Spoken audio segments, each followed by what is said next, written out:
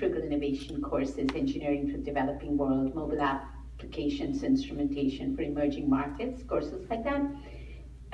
But my background is almost 40 years. I date myself in corporate, 20 years at Hewlett Packard. I was very fortunate in the middle of it to go back to my home country and start Hewlett Packard India in the mid-1980s in a place called Bangalore, where there was no such thing as IT, and now it's a $100 billion industry in India that has actually transformed in our lifetime the face of Metro India and burgeoning middle class. Hasn't touched the majority of the pyramid, and so we'll talk about that. And then I started a software company in Silicon Valley in this thing called entrepreneurship, took it public, and was CEO for about 7-8 years. And 6 years ago, my husband and I decided that we would step out of the corporate world and go into work in nonprofit and social enterprise, and that's what I do half the time now, and half the time I'm in Silicon Valley teaching and getting students into technology for innovation. So my role today is to share a little bit about the work we do, and then to actually tee up what kinds of topics. And please participate and tell us if this is what you want or you want something else, because this is all about, it's an engaged discussion, I would say. So we will of course talk about technology innovation for societal impact. But then the question is this really just for society, or is it because, and you will see a lot of venture capitalists getting into it, is this because the emerging markets are now more than 55% of the world's GDP and growing the fastest in the BRICS countries, but all over, not just the BRICS countries.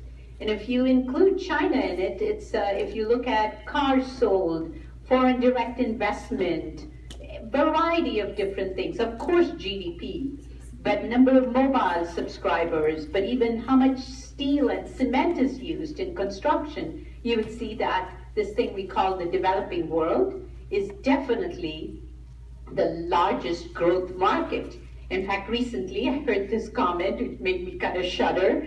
People said, oh, the developed world and the developing world. I think we should call the developed world the mature world, and this the emerging market. And when you're my age, when you hear the word mature, that kind of means something. It's like you're going towards this place, you know. So that's reducing in growth. So we'll talk about, is this really frugal innovation for emerging markets, so that it will come back and do reverse innovation over here. The concept of distribution and business models, something I work in a lot, and work in this thing called social entrepreneurship and social enterprise, is that fad or gold is impact investing. You will hear impact investing, patient investors, social venture capital, and impact sourcing, where work anywhere can be done by people anywhere with skilling technology platforms, etc. So your customer could be in Bangalore, and the people doing the work could be in our kids, youth in the Bronx. It could be a customer in Silicon Valley, and work is being done in the Sundarbans in India. So this is part of this global thing that's going on. So we'll talk about some of these. Have a great panel. And this is why the emerging markets, as you can see, the way the BRICS are building up and the way the world's changing, it's a very young workforce. If you look at the workforce average in the developed world, it's about 42 years and growing up. In the developing world, it's 24.8, it used to be 25.2, it's now 24.8, so you can see that it's kind of going down. Ubiquitous mobile and social media. So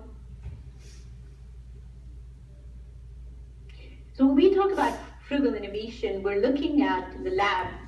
It's a process of problem solving in which the needs and the context of developing world consumers are put first. The needs and the context. A lot of time we spend upon it with the students on empathize. Even with engineering students, they'll come to me and say, I'm an engineering student, you're asking me to empathize? I don't do those kind of things. I build things. And we go through the design innovation process in understanding the needs and context of the developing world, and give them case studies like Procter & Gamble when they first came and spent almost $17 million to enter India, and they brought in big Costco style, huge Costco style products, shampoos and all kinds of things, and soap bars, 3 or 4, and was a complete abysmal disaster. They sent McKinsey in to study it, and then a bunch of college students went in, actually from Minnesota and Indian University of Science, Bangalore, and they came back and said, well, they throw the shampoo away and they use it as a water can because there is no space, and the soap bars, when it rains with the monsoon, the soap just goes away and they think it's killing the biodiversity. So they went completely redesigned to sachet style, and now they are biodegradable sachet style. You won't hear the brand Procter & Gamble anymore, but it's one of the largest selling brands in the country. So understanding the needs and the context of the consumers, and I put up the example of M-Pesa. M-Pesa is now, in 2013, was a $900 million US business. I remember when they first came to the Global Social Benefit Incubator 6 years ago, they were, their transactions were less than $1 million. Mobile money is absolutely, it's not touching us as much here, but it's touching, M-Pesa is in 17 countries. So there are developments that are focused on the developing world. And I don't need to share this, 7.5 billion, out of which 76%, and they're being used, and Professor Figueira, Sylvia will talk about this, we work very closely together, about its application in public health, clean water, renewable energy, agriculture, livelihoods, transportation. Mobile is no longer mobile's not a phone. It's not, it is like a life tool. For people, it is like I am absolutely serious, extension of the arm. Just recently, when they had this huge cyclone in the eastern part of India, it was broadcast SMS that evacuated 500,000 people and told them different groups of people which way to evacuate, all through sending broadcast SMS. And if in that way, you know, you lose, instead of losing thousands of people, I mean, you don't want to lose any life, but there are 21 people that are killed. You know that this technology, because of its ubiquitous nature, and because it's used as a life tool, that it's making a big difference. So we call this the majority of the pyramid. I hate the term base of the pyramid. How can you be the base of the pyramid when it's 4 billion people? It's the majority of the pyramid. And we better think of this, so we put this inverted pyramid. We have a lot of debates with the students about this. And they said, but we don't know anything about them. And I said, yes, you're in tier 1 at the bottom of the pyramid there. Everything we do is dealing with about less than 800 million people in the world. Even if you go to the next tier, the next 1.5 billion people, it's a new market, it's massive and growing, underserved, aware, very savvy rural customers. You fail once, like P&G did, like Onergy did in their being able to get the solar products out. It takes you a while to get back, a long time to get back. So it's not just about the products you sell and the price, it's also about the service. Radical innovation is happening. It's an incubation site for disruptive tier 1 technologies. Erica will talk about in the healthcare field, what we're doing with low-cost medical devices. I wish we could use them here. And it's a breeding ground for next generation global scale competitors. If you look at some of the companies, like the large companies like Samsung, General Electric absolutely believes in this area of reverse innovation, where they're doing ECG machines, ultrasound imaging machines. I used to work at HP in ultrasound imaging many years ago. And my gosh, our ultrasound imaging costs here at about $300 an ultrasound, if you take that. They're getting that for sub $20 because a lot of the image processing work, which is put right in the machine, is being sent on the mobile, processed, and back to the people and being displayed. So there's a lot of innovation that's going on. And talk about the one cataract diagnostics area as well. So we talk about frugal, people think is cheap.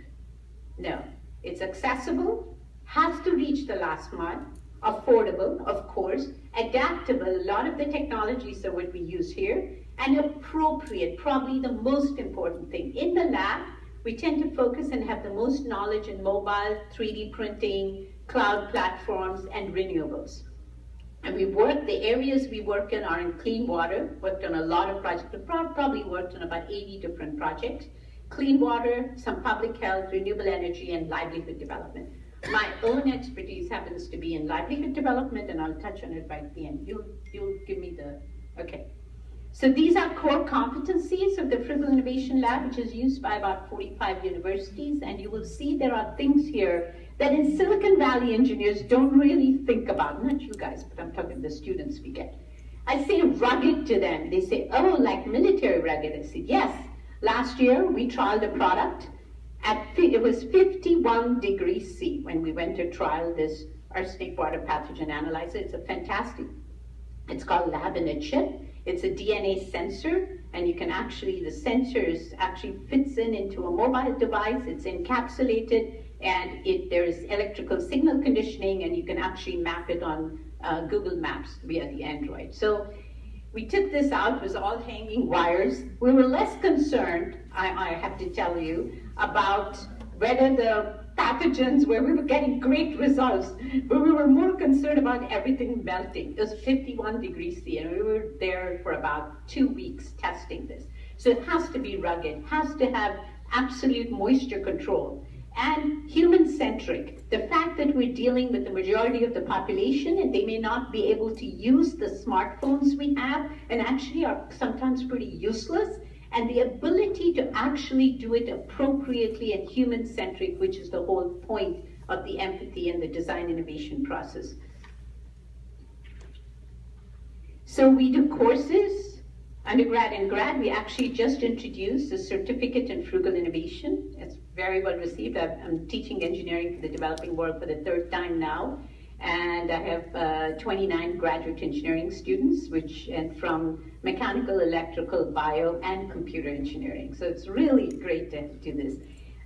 We teach every undergrad, every freshman at Santa Clara University goes through a module of frugal innovation and a lab in frugal innovation.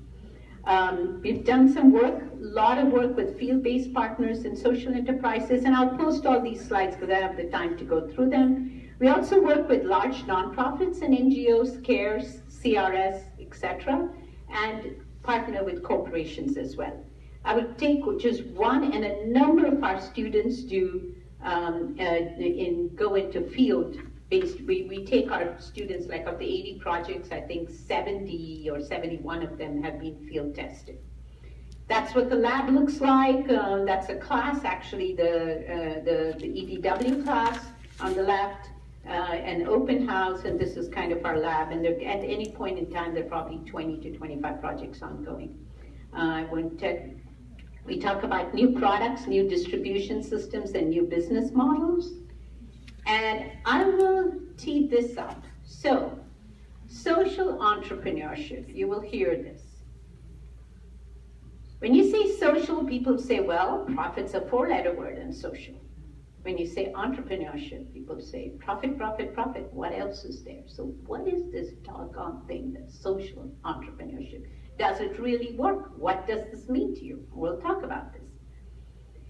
The thing that we look at that's very, very important, running a social enterprise, I can tell you, people say, is it financial or social?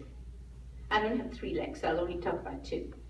And I say it is absolutely, it's like asking, do you want your right leg or your left leg? And I feel like social enterprises have it firmly planted on the ground, both feet. Social impact and business success, because without the business success, you can't really scale the social enterprise in a way that you need to, otherwise you're going for grants all the time. And people say, well, what did you do last year? And you're dependent on funders, and they might take you this way and that way. We deal with all kinds of funders, international, global, UN, blah, blah, World Bank, and Accentures and Microsofts, and you can imagine how they can guide you. So if you're not firmly planted in the social impact and the business impact, you cannot, I feel, it's really hard to scale. I don't care whether you're nonprofit or for-profit. Social enterprise, NGO, doesn't matter. You've got to have an earned income model. And you can only do it in some areas. There are some areas in which you can't do earned income models. In the whole Ebola case, I mean, you can't do an earned income. You've got a disaster situation. It's a humanitarian situation. But I would say, generally speaking, We feel pretty strongly about that, and I would absolutely debate this with anybody, and I would love to. And the third piece is environmental, which is basically being carbon neutral. So those are the pieces, and with that, I will turn this over to Erica. I haven't, at some point, I'll post all the slides. We have a lot of examples of things. This is probably one that I would say one thing. I put this up because it brings together three branches of engineering. You have the biosensor, which is a DNA sensor. It conditions the sensory data to detect water pathogens. Here is the signal conditioning and the data transmission. And it goes to an Android where the data analysis and global mapping takes place. We have three professors, bio, electrical, and Cohen. In fact, Sylvia is the Cohen professor. And we have students here. And we've had two groups of students over 2 years. And this is one that we're actually making into a prototype and a product, and we've applied for some patents. Hopefully these will be open patents available in a general way. That's one of the reasons we're doing this, and to productize it and make it available at $2 a test for water testing anywhere. So starting with arsenic, and probably go into, not probably, it'll go into other pathogens, nitrates and stuff like that. So it gives you an idea how branches of engineering can come together to actually be able to prototype and productize. Okay, at this point, I'll hand over to Erica. Thank you. I think I'm going to sit because I tend to pace while I talk, and I think it'll be a little distracting. Should I run the slides with no sound? Is that, we don't have to. So I'm going to do something a little bit different. I'm going to tell you, oh, sorry, that's okay. That was me. These are all slides from, there we go. Okay, no problem. Hello? Oh yeah, you can start it from the beginning, it's fine. I can get this to work. Can you hear me? Okay. So what I'm going to do is tell you a little bit about the story of how GHRF